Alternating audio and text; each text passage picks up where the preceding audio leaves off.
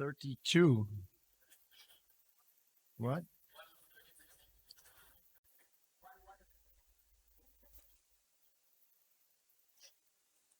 Okay.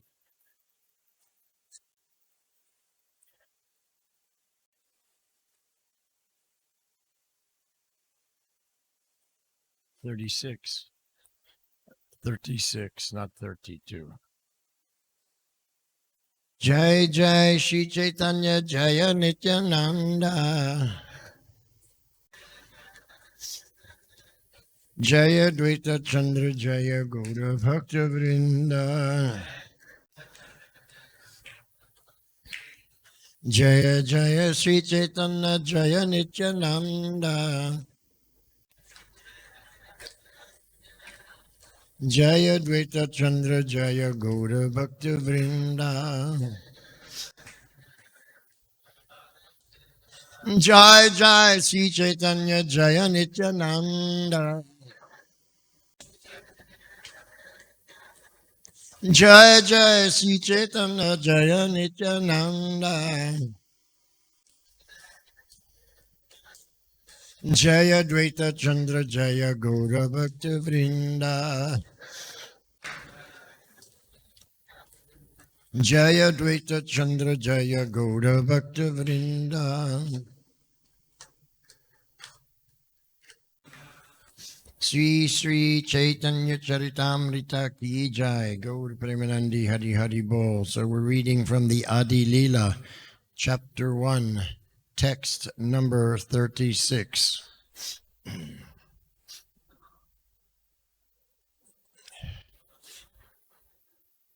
Sri Rupa Sanatan Bhatta Raghunatha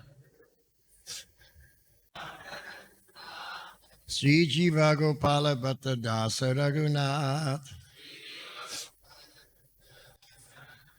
Sri Rupa Sanatana Bhatta Raghunath Sri Jiva Gopala Bhatta Dasa Raghunath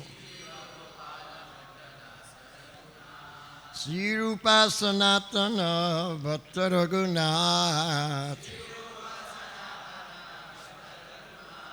Sri Jiva Gopala Bhatta Dasa Raghunath.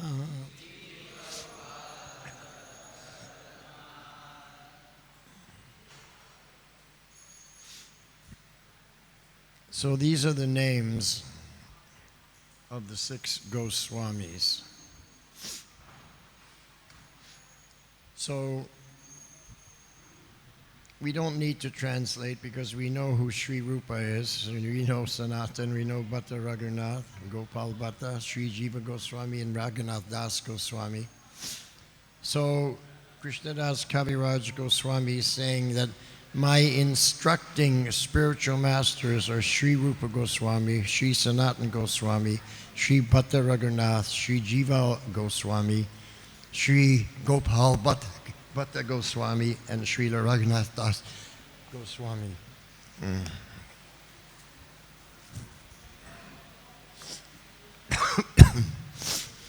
So, in this beginning of the Charitamrita, Chaitanya Charitamrita, Krishnadas Kaviraj Goswami is revealing his mind.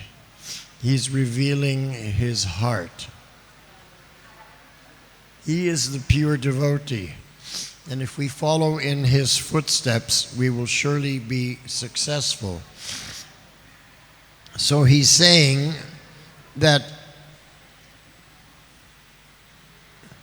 he first offers his respectful obeisances at the lotus feet of his initiating spiritual master and all my instructing spiritual masters.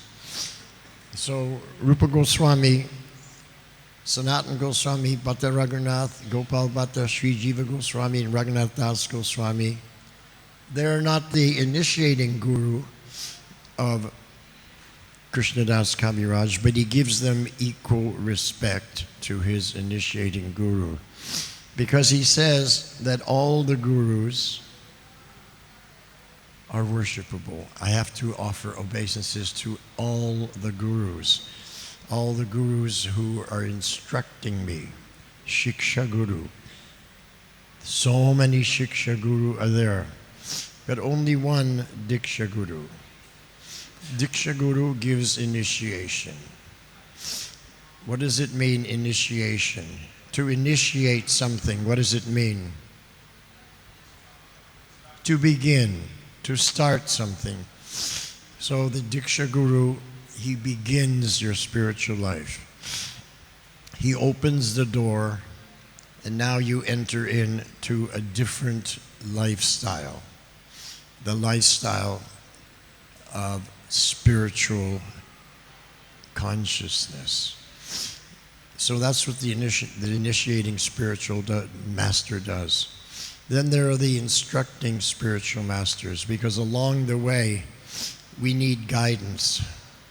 And we get guidance from our senior Vaishnavas, who are known as our Shiksha Guru.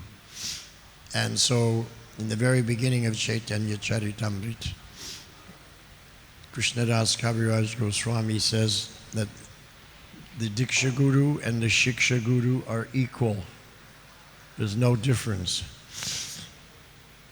That's for the advanced Vaishnavas. For the Kanishta Vaishnavas, for the beginners who don't understand this tattva, they think that the Diksha Guru is more important. And they don't have much bhav or reverence for the Shiksha Guru. But here, Krishnadas Kaviraj Goswami is revealing his mind. In his mind, in his heart, all the instructing gurus are in the same level of his Diksha Guru. He makes no distinction. One more important, the other one less important. Why is that? Why does he consider any Vaishnava who instructs him as his Shiksha Guru is equal to the Diksha Guru? Who knows the answer? Why does he think like this?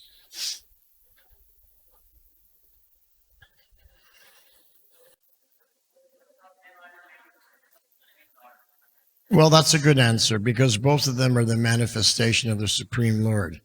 But there's another, that's a overriding consideration, a spiritual, powerful overriding consideration. But what is the personal consideration, the individual consideration? Why do we consider the Diksha Guru and every other person who instructs me, Shiksha Guru, to be on an equal level? And the answer, oh, go ahead. You were going to say something?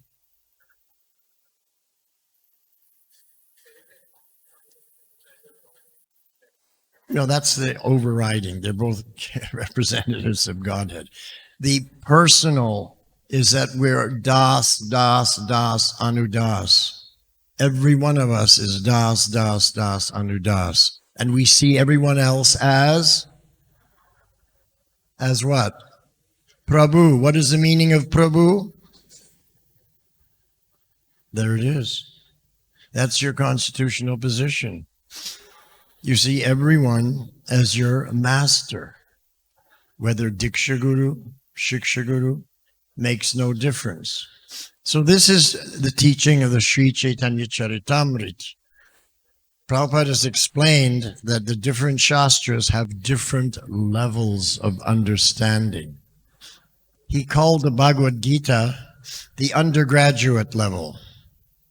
He called the Srimad Bhagavatam the postgraduate level, and he called the Chaitanya Charitamrita the PhD level. So here we're going to the highest tattva.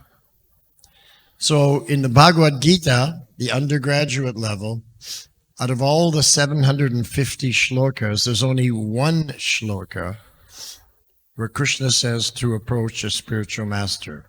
Tadvidhi panipatena pariprashnena sevaya upadeksyanti te jnanam jnaninas tattvadarshinaha.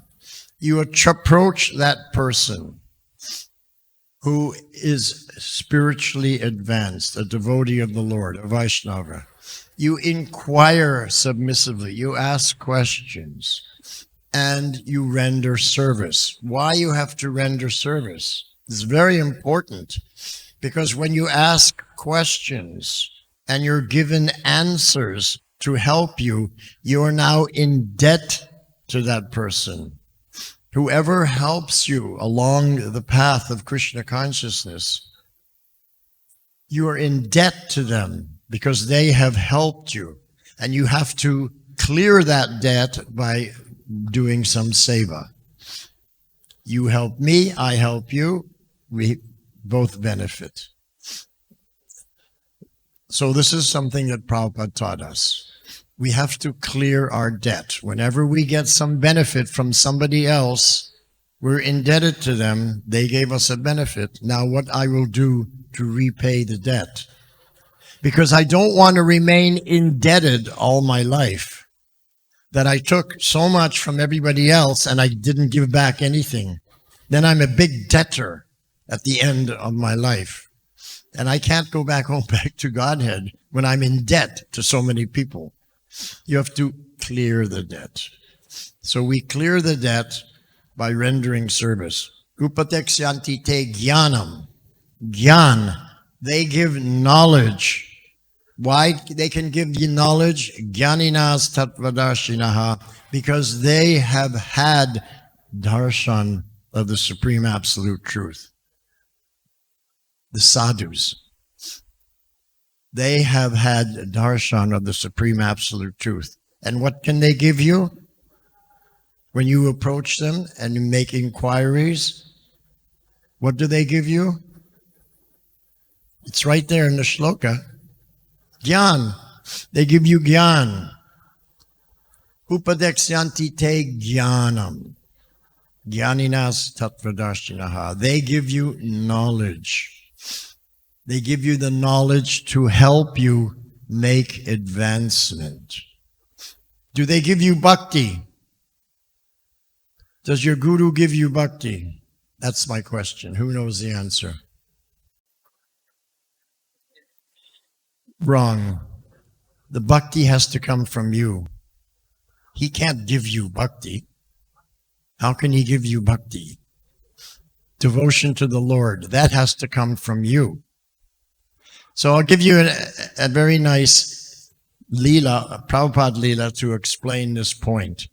In 1969 in London, the devotees were doing very, very big service. They had engaged everyone. They had the Govindamadi Purusham record #1 in the hit parade. They also had the Hare Krishna mantra song being played all over the radio. The Beatles were very interested. So one devotee had come from Canada. His name was Ishan.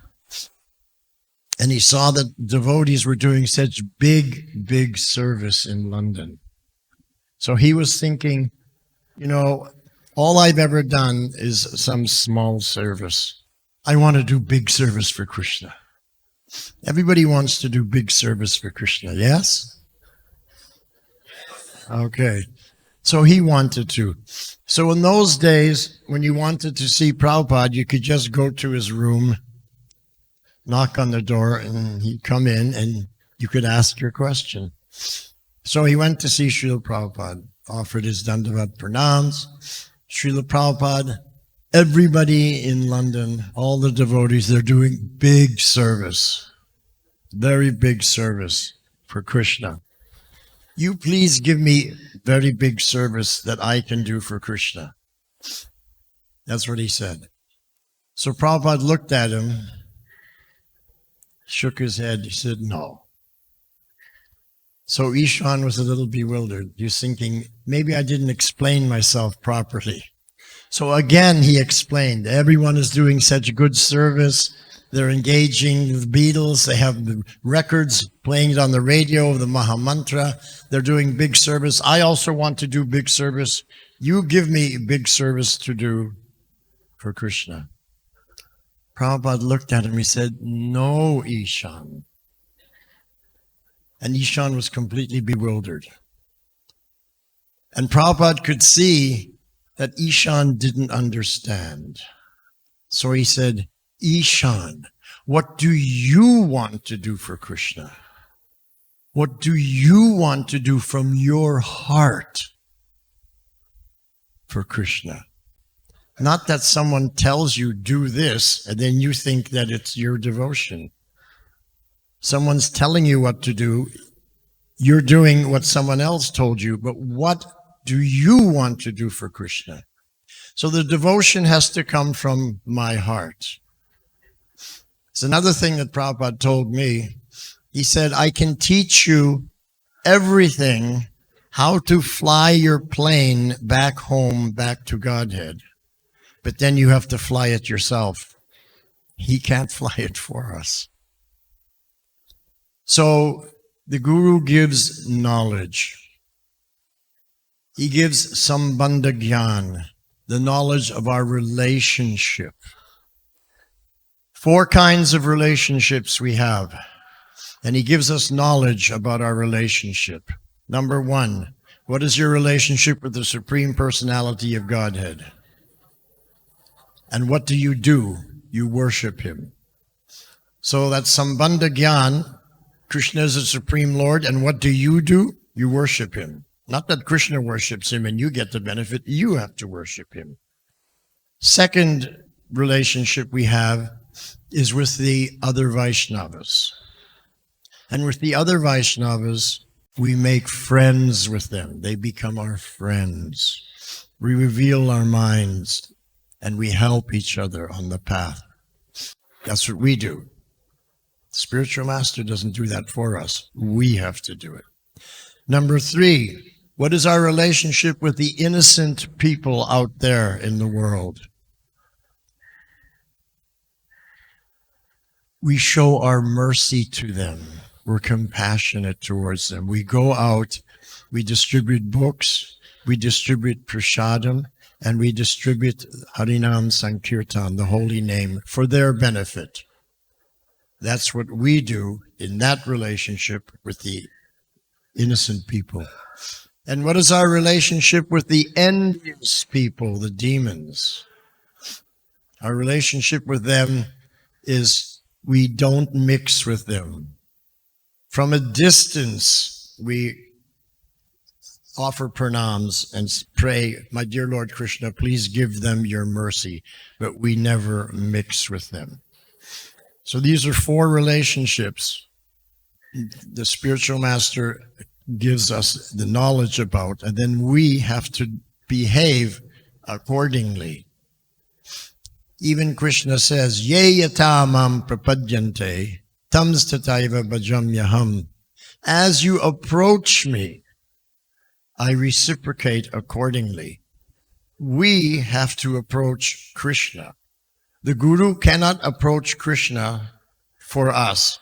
Oh, my disciple, he's bogus. Let me approach you and you give him the benefit. That's not how it works. You have to approach Krishna. Ye yatamam prapadyante tams tadaiva bhajamyaham. And Krishna reciprocates accordingly. Now, maybe you only approach Krishna 1% in the beginning. Krishna reciprocates 1%. Then you make advancement, you approach Krishna 10%. He reciprocates 10%. But I was thinking, what if I approach Krishna 100%? Then Krishna will reciprocate with me 100%. And I was thinking, that's really a good deal. Krishna's offering a good deal. I give my little 100%, which is not very much, and he gives me his infinite 100% in reciprocation. I was thinking, wow, such a good deal. Why I don't give 100% to Krishna? You understand? Are you sure? You understand? So now you have to start thinking to give 100% to Krishna from your own heart. What do you want to do for Krishna? Maybe you want to go out and distribute 100 books. My dear Lord Krishna, I want to approach you. I want to surrender 100%. I want to go out today and distribute 100 books. Or I want to go out and chant your holy name for 10 hours. Or I want to distribute 2,000 plates of prasadam. Whatever it is you want to do for Krishna, that is your bhakti. The bhakti comes from our heart. The Guru just gives gyan. What to do, how to do it, what not to do. We have the yamas and the niyamas. The niyamas are what you do. The yamas are what you do not do. There's 4 yamas. No illicit sex, no intoxication, no gambling or mental speculation, and no non-veg. Those are 4 yamas that we follow. There's also 10 yamas that we follow concerning chanting. The first one is sadhu ninda. We never, to criticize another Vaishnava who's dedicated his life to propagating the holy name of the Lord. It's a great aparad. We never do that. There's 10 aparads. And the 10th aparad is to be inattentive while chanting and maintaining material attachments even after hearing so many instructions on the matter. Still, I'm inattentive while chanting. What does it mean, inattentive while chanting? Well, I have a japa period. Every morning I pick up my mala and I chant japa. Right? Hare Krishna, Hare Krishna, Krishna Krishna, Hare Hare, Hare Rama, Hare Rama, Rama Hare Hare, Krishna Hare Krishna, Krishna Krishna, Hare Hare, Hare Rama, Hare Rama, Rama Hare Hare. And I'm chanting real fast. I want to finish my 16 rounds. Sometimes it happens, you're chanting and you come to the end of the mala and you can't quite remember how you got to the end. You don't remember the chanting sometime in the middle. Anybody have that experience? Be honest. So what does it mean that you can't remember? Why you can't remember? You can't remember because you didn't hear. You can only remember what you hear. Like I'm speaking this class. You can tell your friend later on, oh, I heard the class, he said like this. But that's called remembering. But if you didn't hear the class, can you remember it? No. If you didn't hear the japa, can you remember it? So what does it mean that you didn't hear? It means there was no shravanam. 0 shravanam, because shravanam means hearing. So why was I not hearing? What was the problem? The problem is my mind, that while I'm chanting the japa, instead of shravanam, instead of hearing the holy name, my mind goes time traveling. My mind starts traveling through time. It travels to the past. It travels to the present. It travels to the future. And what is it doing when it travels to the past? It's thinking about what I used to do when I was younger. In the present, it's thinking what I'm doing now. And in the future, you're thinking what I will do in the future. So all this thinking means you can't hear. Because when you think, you can't hear. You should write this down in your book. When you think, you cannot hear. How many people have had this experience? You're engaged in conversation with someone. They're making a point. You're making a point. They make another point. You make another point. Then they make another point and they say, well, what do you think of that point? And then you say, well, I'm sorry. I didn't really hear it. I was thinking of my next point. So I didn't hear. Can you please repeat? How many people have had that experience? When you think, you can't hear. There's the proof from your own life. From your life. I'm giving the example from your life. When you think, you cannot hear. So, when the shravanam is bad, or zero, can the kirtanam be good? No. Therefore, the kirtanam is dependent upon the shravanam. The shravanam is a prerequisite to kirtanam. You have to hear. Sometimes I'll lead kirtan, and at a certain point I change the melody, but the devotees sing the old melody, not the new melody. And immediately I know that they're not hearing. They didn't hear. They're doing it automatic pilot. They're on automatic pilot, just chanting without hearing. So we have to hear. What does it mean to hear? It means you have to be conscious. You have to be aware of what's going on.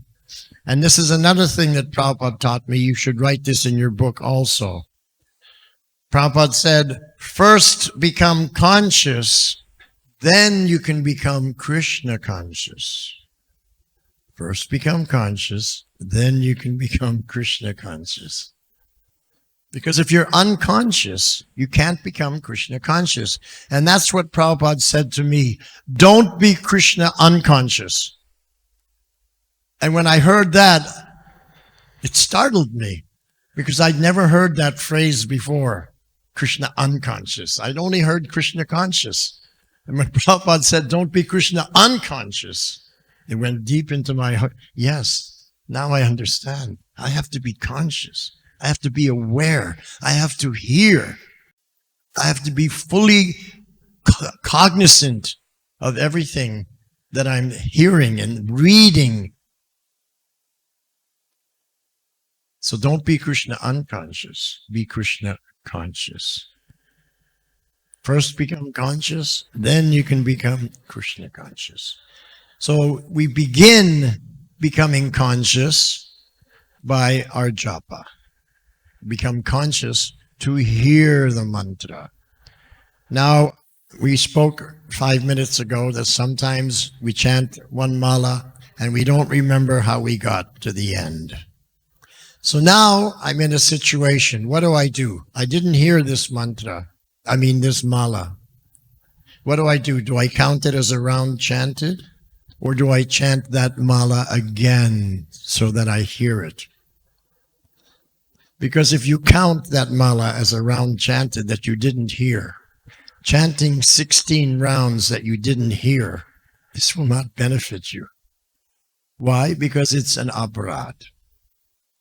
How many people think you can make advancement in Krishna consciousness by aparad? Nobody. You can't.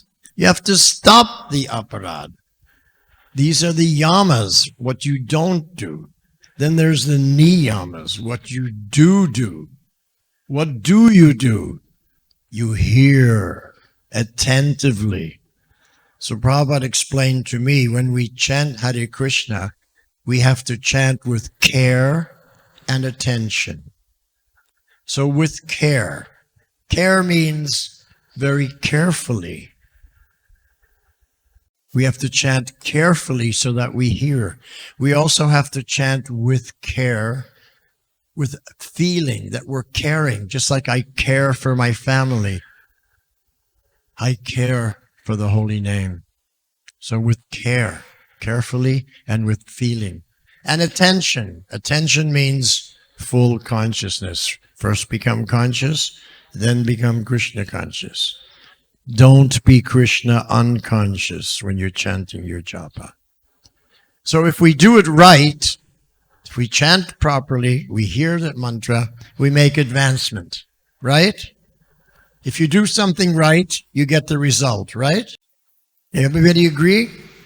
What if you do something wrong? Do you get the result? No. So I'm a firm believer that if I'm going to do something, I want to do it right, so I get the benefit. To me, it makes no sense to do it wrong and not get a benefit.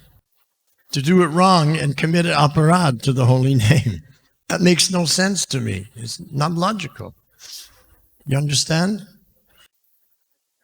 So I decided I have to learn to hear. Then I realized that if I want to become a Vaishnava, I have to make my mind a Vaishnava first. Because if my mind does not become a Vaishnava, it would be very difficult for me to become a Vaishnava. And how do we know who is the Vaishnava? Prabhupada gave a very simple definition. He said, the Vaishnava is a perfect gentleman. He treats everyone, every living entity like a perfect gentleman. And here, Krishnadas Kaviraj Goswami is explaining what is a genuine Vaishnava. He's in the consciousness of Das, Das, Das, Anudas. He sees everyone else as Prabhu. He sees everyone else as instructing spiritual master. In the 11th canto, Krishna is explaining to Uddhava. He's giving the Uddhava Gita. He goes deeper into the instructions to Uddhava than he gave to Arjuna. So in the Uddhava Gita, Krishna says we should see everybody and everything as our guru, not just every human being. We should see every tree as our guru. We should see the grass as our guru, the sun as our guru, the moon as our guru. Why? Because we can learn something from everything. What do we learn from the tree? Tolerance. We take shelter from the tree. It gives us shelter when it's too hot out, too sunny. We run underneath the tree to get some shade. The tree is doing seva for me. Now I'm indebted to that tree. How do I clear the debt? I have to do some seva. I chant the mantra to the tree. Thank you, my dear tree, for giving me the shade. Hare Krishna, Krishna Krishna, Hare Hare, Hare Ram, Ram Ram, Hare Hare. The same as the sun. We're indebted to the sun because without the sun we cannot see. We're like blind. Prabhupada gave a very wonderful example of this. One evening Gita pravachan that he gave in America. And he was saying that we don't have any power on our own. All our power comes from Krishna. The knowledge comes from Krishna. The remembrance comes from Krishna. All our Shakti comes from Krishna. We can't even see. We don't even have the power to see. And then he said to one devotee, turn off all the lights. The devotee turned off all the lights. It was pitch black in the room. Prabhupada said, what you can see? Nobody could see anything. We don't have the power to see even. Turn the light back on. Okay, now I can see. We need that light. So we don't have any power. We don't have any Shakti. We're Das, Das, Das, Anudas, and we see everyone else as Prabhu. The sun is my Prabhu. The moon is my Prabhu. When Shyam Sundar was interviewing Srila Prabhupada about all the different philosophers, because they wrote the book, Dialectic Spiritualism, and he would present the philosophy of all the most famous philosophers all over the world. And then Prabhupada would critique each one. He'd say what was good, what was bad, where the fault was. So then he said, Shyam Sundar said, what about Francesco di Assisi? Prabhupada said, what was his philosophy? And Shyam Sundar said, he saw everyone as his brother and sister. He saw the sun as his brother, the moon as his sister. He had relationship with everybody. Prabhupada said, this is Vaishnava. This is Vaishnava. He understood. He saw everyone else as guru, as relationship. That I'm part and parcel of the supreme whole. I have relationship with everybody. So Das, Das, Das, Anudas. That's my constitutional position. I'm eternally das, das, das, under das. When I'm in this body, a human body, I am das, das, das, under das. And if I go back to the spiritual world in my siddha deha, I am das, das, das, under das. I'm always das, das, das, under das.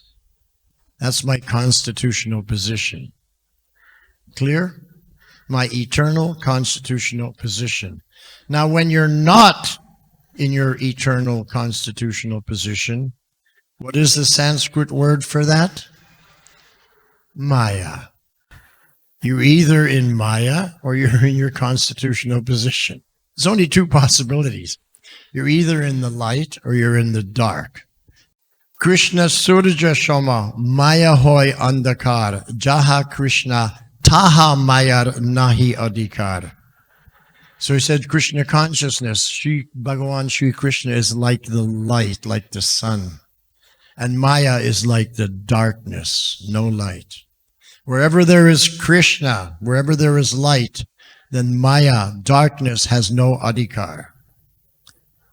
Wherever there is light, there cannot be darkness. Not possible. So we have to become Krishna conscious. We have to become enlightened. Spiritual enlightenment. That we see the light. We see the truth. We see the Lord. We understand how to behave as das, das, das, under das. And we understand that everyone is my guru because they have helped me. According to Shastra, who is your first guru? Mother. When I was temple president in Bangladesh, there was one devotee. He was a very, very wonderful devotee. I was cultivating him. He was doing wonderful service. He was one of the most advanced of the new bhaktas. So I said to him, you know, Mayapur festival is coming up. I'll take you to Mayapur and you can get Diksha. He said, oh, very nice. First I have to ask my mother. So I didn't understand why you have to ask your mother. I'm offering you to Diksha. Why you have to ask your mother? And the answer he gave was so beautiful. He said, because mother is first guru, let me get permission from my first guru. Then I can take Diksha, spiritual birth. First birth is from the mother. Second birth from spiritual master. So I'm his temple president. He's the new bhakta, but he's teaching me. He gave me a deeper understanding. We can learn from everybody. And I repeat this story now 45 years later because I'm indebted to that person. He made me realize, oh yeah, I read in Shastra, first guru was mother, but it didn't register. You know, you read so many things. But then when he said, I have to ask my mother first, she's my first guru. Oh, he had real understanding. So here, Krishnadas Kaviraj is revealing his position as Das, Das, Das, under Das. He's saying that the Diksha Guru, Shiksha Guru, they're all equal. And the first thing I do is I offer all my millions of Dandavat Pranams to all my Shiksha and Gurus and my one Diksha Guru. So you have million of Shiksha Gurus, but only one Diksha Guru. But you see them with equal vision. Why equal vision? Because Krishna sees with equal vision. Let me give you a nice example how the Lord sees with equal vision. You know, who's one of the greatest devotees of the Lord ever? What's his name? Hanumanji. Hanuman, such great devotee. He's on our altar right here. Sitaram Lakshman Hanumanji. Such a great devotee.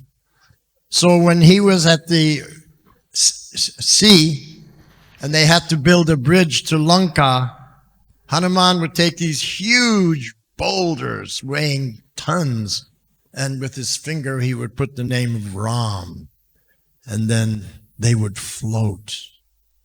on the water. He was building a bridge to Lanka so Ram could go and rescue Sita.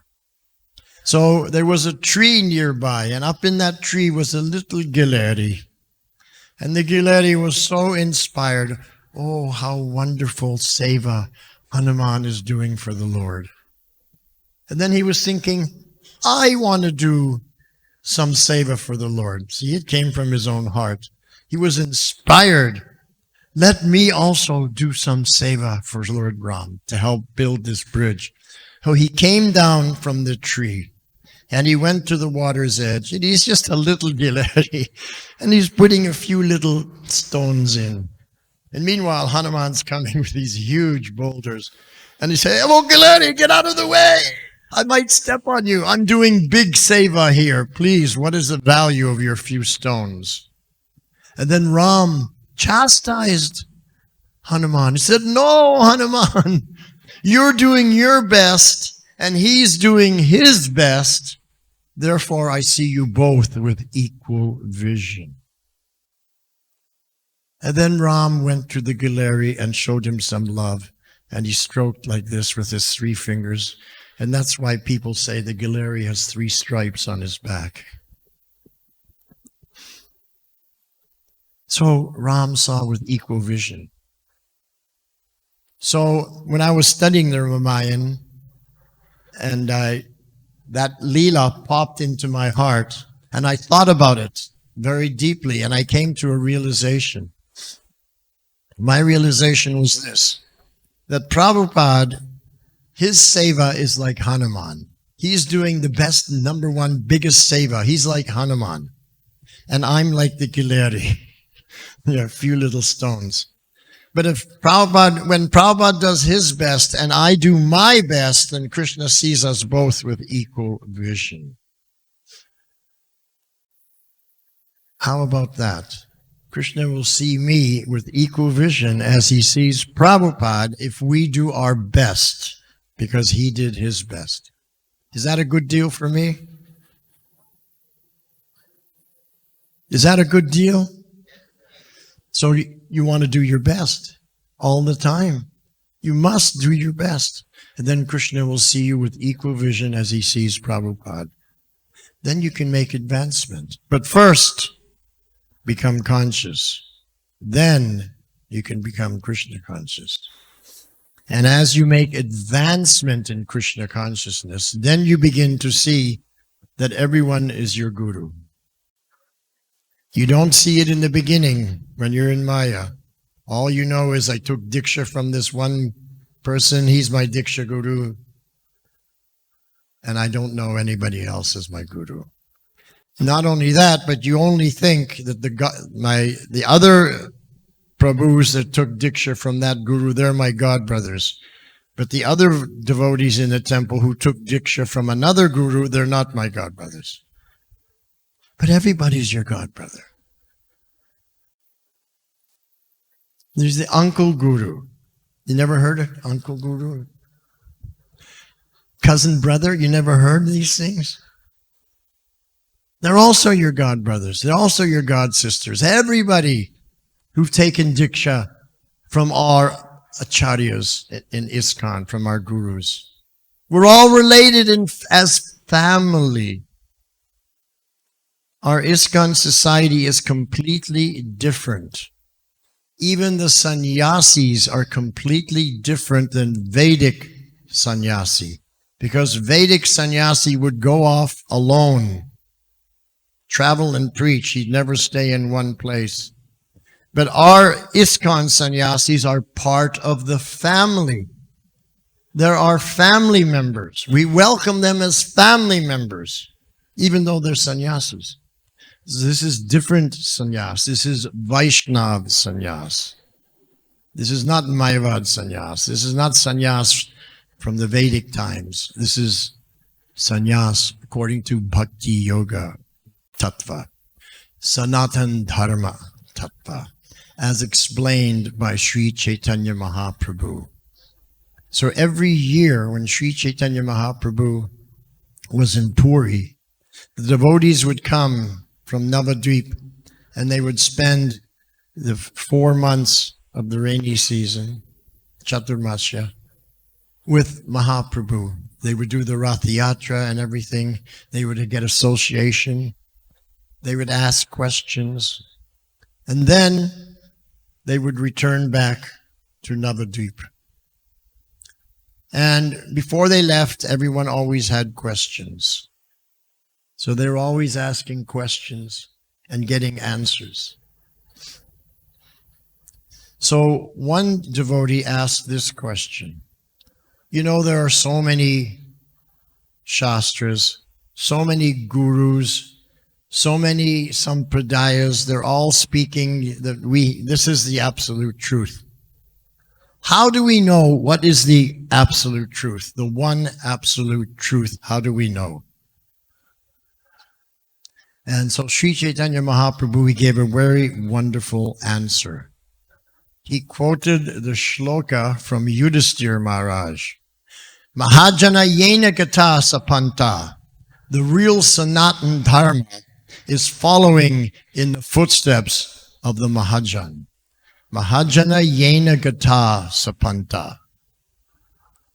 Achieving the goal by following in the footsteps of the Mahajan. And then Mahaprabhu said, and for us, in our Sangha, that Mahajan is Madhavendra Puri. So whatever Madhavendra Puri says, whatever Madhavendra Puri does, for us, that's Dharma. This is in the Chaitanya Charitamrita Madhya Lila. So then, I was thinking, by Krishna's mercy, I sometimes think about the philosophy. And when I think about the philosophy, Krishna gives me some realization. Because Krishna says, I fulfill all your desires. So if you have a desire to understand some tattva, Krishna will fulfill that desire.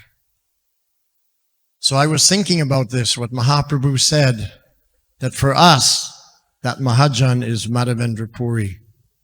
And then Krishna gave me the realization that for us, meaning 500 years ago, Lord Chaitanya was speaking 500 years ago to his Sangha for us. And I was thinking that today, for our Sangha, Mahajana Yena Gata Sapanta, for us, that's Srila Prabhupada. Whatever Prabhupada says, that's Sanatana Dharma. Whatever Prabhupada does, that's Sanatana Dharma. Mahajana Yena Gata Sapanta. So now we know what is the absolute truth. Whatever is spoken by Prabhupada, whatever is done by Srila Prabhupada, that is Sanatana Dharma. So as we make advancement in spiritual life by hearing Shravanam, hearing our japa, we become enlightened. We see the light. We come out of the darkness. Then we begin to realize, actually, I am Das, Das, Das, Anudas, and everyone else is my Prabhu. How can I serve everybody else? And if everybody else is helping me by giving some tip, some advice, something to help me, then I am indebted to that person. And how do I clear the debt? By offering seva. Tadvidhi panipatena pariprashnena sevaya. Pariprashnena means I ask questions and get answers, back and forth. And then sevaya, I have to do seva to clear the debt. And this way we get jnana. And when we have jnana, we know what to do, following the niyamas, and we know what not to do, not to do the yamas. Clear? Everybody understand? So then when we come out of the Maya and we see clearly, then we understand that everybody is my Prabhu. Everybody. I worship them. Not doing Guru Puja, but in my mind I worship them. I glorify them. Because the first offense, the first Maha Aparad is Sadhu Ninda. to find fault or to criticize or to even blaspheme the devotees who've dedicated their lives to propagating the holy name of the Lord. That's a yama. We don't do that. How to solve the problem of the yamas? We turn them into niyamas. I always glorify the devotees who have dedicated their lives to propagating the holy name of the Lord. You take the yamas and turn them into niyamas. So the 10th yamas, be inattentive while chanting and maintain material attachment, turn that yama into a niyama. I'm always fully attentive when I chant the holy names, and I'm only attached to spiritual things. I have no attachment for anything material. See? The yamas are negative and the niyamas are positive. So you take the negative niyamas and you turn them into the negative yamas and turn them into positive niyamas. And that's how you make advancement. Everything becomes positive. Instead of I don't do this, I don't do that, your consciousness is I do this, I do that. TK? So Krishnadas Kaviraj Goswami, he says that these 6 Goswamis, Sri Rupa Sanatan Bhatta Raghunath, Sri Jiva Gopala Bhatta Das Raghunath, they are my instructing spiritual masters, and therefore I offer millions of respected obeisances unto their lotus feet. And then he goes on to say that he offers millions of obeisances to everyone who's his Prabhu, because he's Dastast Anudas. So here we learn how to become a Vaishnava from Krishnadas Kaviraj Goswami. Now we're indebted to him. He's taught us something. We've learned something from Krishnadas Kaviraj. How do I clear the debt? I have to do some seva. What seva will I do for him? Then you make up your own mind. Maybe I'll chant an extra mala for him. Maybe I'll distribute a Chaitanya Charitamrita on his behalf. Whatever. Clear the debt. TK? Thank you very much. Srila Prabhupada Ki Jai. Are there any questions about today's topic? Yes. Can you give him a microphone? Hare Krishna Prabhuji. Thank you so much. Very nice class. You have very nicely, elaborately explained the tattva of Diksha Guru and Shiksha Guru. And also we should respect every human being and everything as Guru. So my question is, you have made one statement during your class that bhakti is come by own. Bhakti is come by own. So we heard from Sri Chaitanya Charitamrita that Parmande Bhamete Kona Bhagavan Jiva Guru Krishna Prasade Pai Bhakti Lata Base. So by the mercy of Krishna, we receive the mercy of Guru, and by Guru mercy we get Krishna's. So okay, that's a very important shloka. Brahmanda Brahmite Kona Bhagavana Jeev Guru Krishna Prashade Pai Bhakti Lata Bij. That's the shloka. So Brahmanda Brahmite, we're wandering throughout the universe, no connection to anything, taking birth after birth in so many species of life. But then you're in your mind, you're asking questions. What is the meaning of life? Why am I here? Where did I come from? What happens after death? You just think about these things, and then Krishna arranges that you meet a Vaishnava.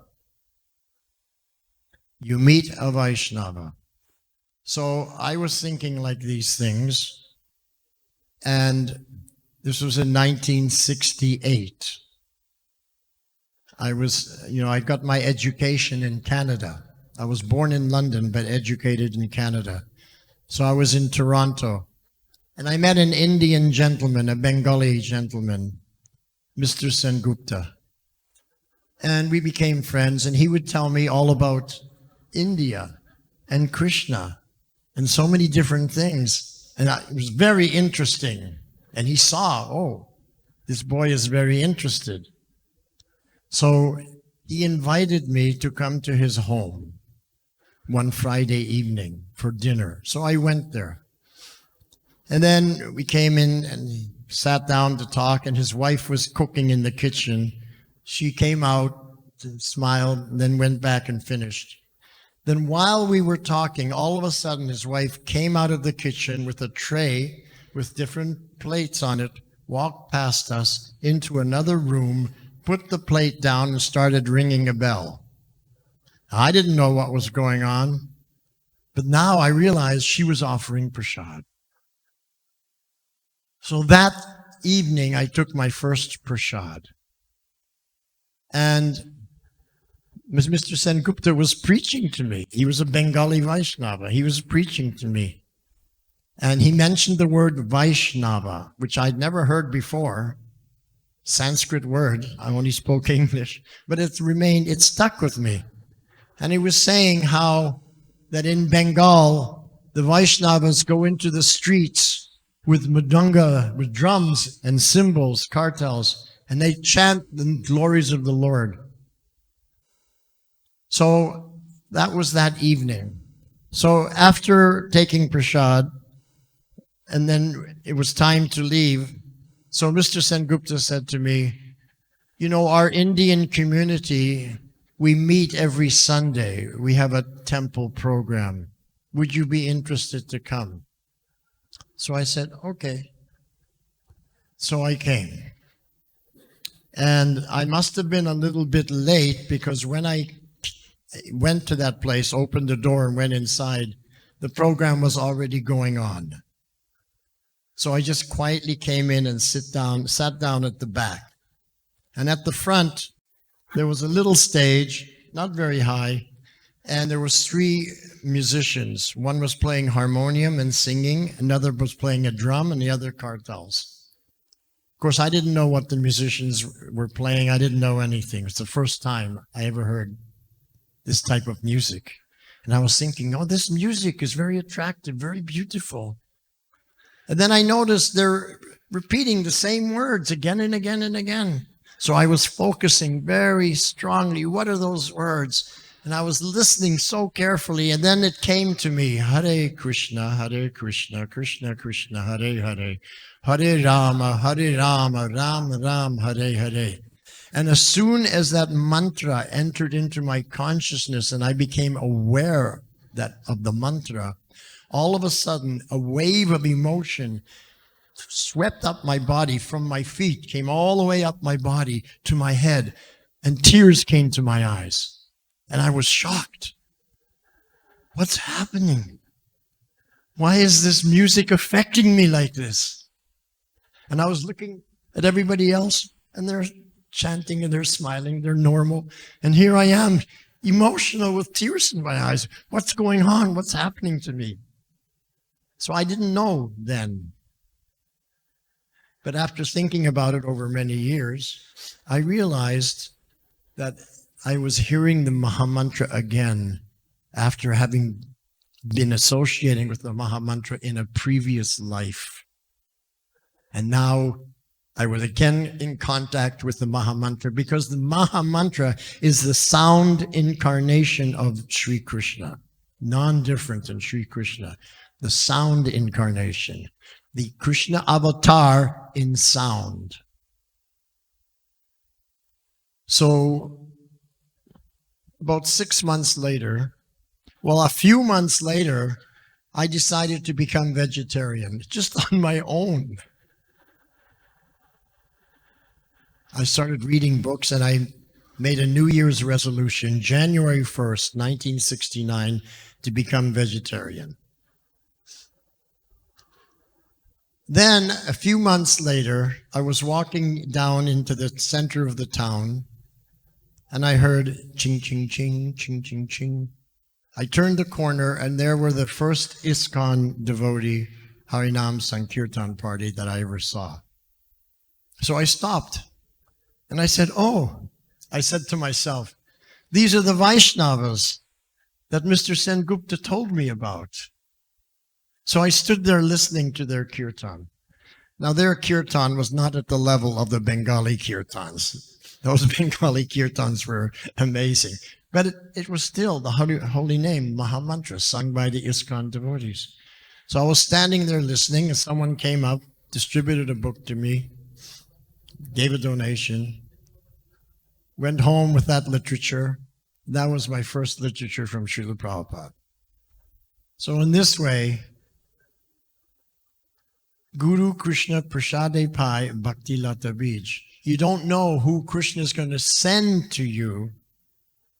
Krishna will send someone to you to bring you into the Vaishnava Sampradaya. So by his mercy, Guru Krishna Prasade Pai, receiving the kripa of Krishna, he connects you to the Sampradaya. Then you get serious, you take up the bhajana kriya, sadhu sangha, you join ISKCON, you take initiation from a guru. So then the guru now will guide you to Krishna.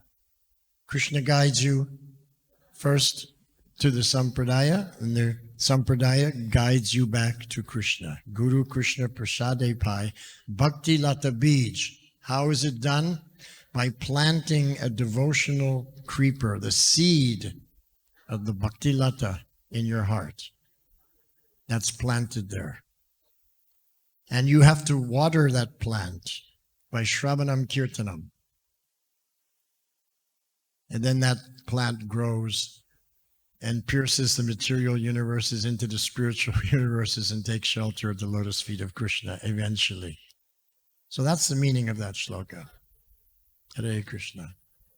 Thank you. So the first person you meet that brings you closer to Krishna, that's called Vartman Pradarshaka Guru. That's the Vartman Pradarshaka Guru. Then you meet all the different devotees in ISKCON, and they're giving you instruction and encouraging you. They're the Shiksha Guru. And then you finally have faith in one man, and so you accept him as Diksha Guru. So there's so many gurus, and you meet them step by step, one by one. That's the meaning of that shloka. TK? Yes, Thank you. Hare Krishna.